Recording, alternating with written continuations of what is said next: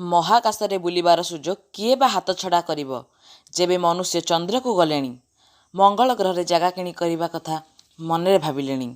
तेबे आपणक मनरे अनेक प्रश्न आसे। एही महाकाश को मनुष्य किपरि जाए?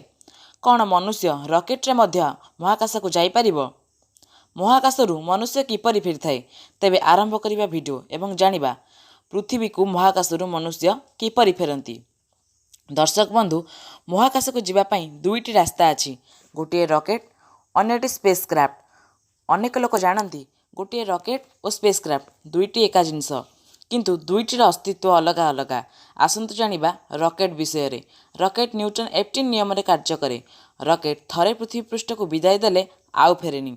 एही रॉकेट रे दुईटी बूस्टर रॉकेट लागि थाए, जहाँकि रॉकेट को पृथ्वीर माध्याकर्षण बल बाहर को नेबारे साहाय्य करे। यह बहुत ऊपर को गला परे बूस्टर रॉकेट रो अलग हो जाए और तल को फेरी आसे।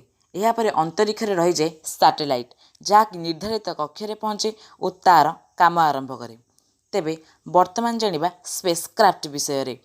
एही बड़ी रॉकेट बा स्पेस क्राफ्ट रे मनुष्य अंतरिक्ष को जाती, जहाँकि एक उड़ाजहाज भली कार्य करे। यार आगे कंट्रोल सिस्टम थाए, जोठारे बसी महाकाशचारी माने यह कंट्रोल रे रखी पारंती। यही स्पेस क्राफ्ट को दुईटी बूस्टर रॉकेट पृथ्वी बाहर को जीवारे साहाय्य करिथाए। मेन इंजिन रॉकेट ठारू अलग हो जाए।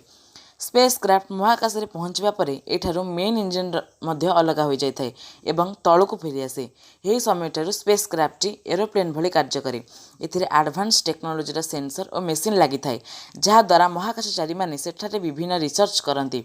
सेठारे वैज्ञानिक मानक प्रेरित रोबोट थांती, जहाँ महाकाशचारी माने को आवश्यक इंधन और खाद्य जोगाई थांती। अंतरिक्ष रे सबू रिसर्च सरिला पड़े महाकाशचारी पृथ्वी को फेरती।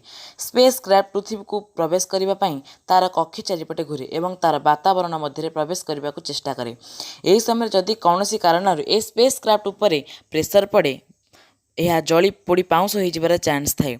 यह सुरक्षा देवाई ए तापमान नियंत्रण यंत्र लगी थाए। जदि यह न थाए बा भांगी जाई थाए, तेबे स्पेस क्राफ्ट जली पाउंस हो जबार संभावना थाए।